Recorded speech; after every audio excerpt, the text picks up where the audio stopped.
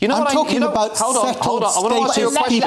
Do you know what I never hear Labour politicians asking about? I never hear you saying, what about the young British couple that can't get a social house in this country, can't get a council house, can't get a council flat? They're working hard, they're playing by the rules. Why do you always side with the First Lady of Sierra Leone that got a council flat in London? Why do you always side with the people from Eritrea and the people from Afghanistan? Absolute nonsense. What about side?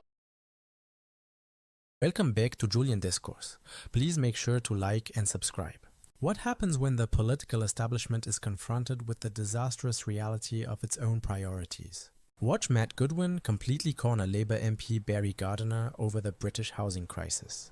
When Goodwin exposes the staggering fact that nearly half of all social housing in London is handed to foreign-born households rather than working British families, Gardiner immediately panics and attempts to deflect. It perfectly exposes a political elite that actively refuses to put its own citizens first. Watch this. Look at who this will actually affect, your policy. At the moment, illegal migrants cannot get social housing. Asylum seekers cannot get social housing, nor can migrants on work visas or people on student visas. So this policy will actually take the family who may have been living in this country with indefinite leave to remain, settled status for 15, 20 years, whose parents may have been working in the NHS for the past 20 years, and it will evict them from their home because Reform are saying they will abolish settled status, and despite contributing to our society, despite contributing to our economy, their children their children going to local schools, you're going to pull them out of all that, dislocate them, and say that actually what we will do is we will change it. What do you think that's going to do to our economy and our public services? Okay, Matt. Very simple, Barry. What we're going to do is we're going to give that housing to British-born people who work and are building families, are creating families for our country. British-born? Can I just... So you've got two classes of citizens. Can I finish? What you didn't mention, what most people out there might not know, is that if you look at, say, our capital city, London, the share of social housing that has gone to households that are headed by somebody who was not even born in Britain, 61% in Brent, 60% in Westminster, 57% in Newham, 54% in Kensington and Chelsea, 54% in Tower Hamlets. I'm not going to get lectured by the Labour Party about fairness. That housing in prime real estate should have gone to young British couples with kids, British military veterans, to people who are working, contributing and are from this country. And to be honest, Barry, if that means that people have to relocate into other housing, and if they've been working here, as you say, for a number of years, I imagine moving home will not be too difficult. That home should be made available. And what's interesting, how many people are you talking about? You ask about foreign nationals working in the NHS, which is a lot of Labour politicians have asked that question. You know I'm what talking about hold on. I want to ask you a question. Do you know what I never hear Labour politicians asking about? I never hear you saying, what about the young British couple that can't get a social house in this country, can't get a council house, can't get a council flat? They're working hard, they're playing by the rules. Why do you always side with the First Lady of Sierra Leone that got a council flat in London? Why do you always side with the people from Eritrea and the people from Afghanistan? Absolute nonsense. What about siding with the you just British try and sow division all you like, Matt, but the fact is... Implicit in your question is you would rather that housing goes to people who are not from our country. I'm sorry, when you say not from our country, let's be very clear here. So if somebody is pregnant, goes overseas for a holiday or for a few weeks to work or for a couple of years, has a child over there, that child, according to you, was not born in Britain and therefore is not eligible for your scheme. Who's had a child here? Two British people have had a child. No, sorry. I'm talking about British people who go to work abroad and who have a child. That child would not be eligible to be a British-born citizen under your scheme. That's not what that is completely ridiculous. That child would be It is completely ridiculous. That child would be a British citizen. If that child was the child of two British why are you UK talking about nationals? British-born?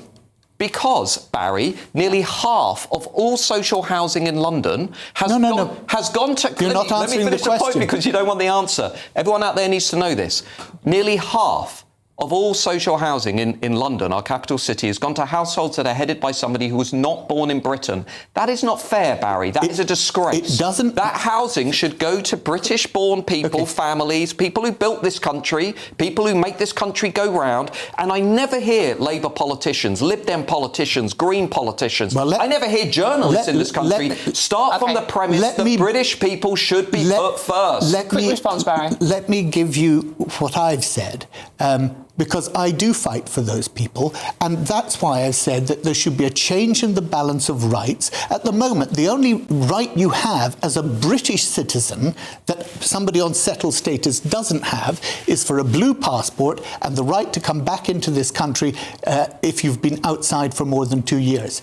Now, that's why I said there should be a change in the balance of rights, so more rights accrue to British citizens. But what you're trying to do is create two classes of people in this society, divide and rule as normal.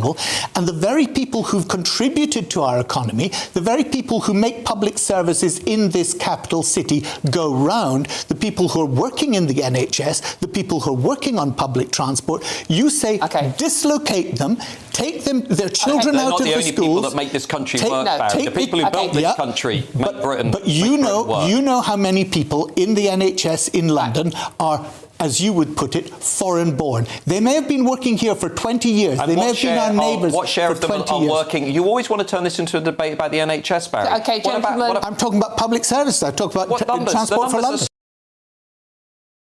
Welcome back to reality.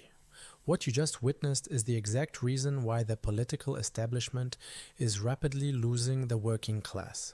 When Matt Goodwin confronts Labour MP Barry Gardiner with the staggering fact that nearly half of all social housing in London is handed to foreign-born households, Gardiner's immediate reaction is not shock.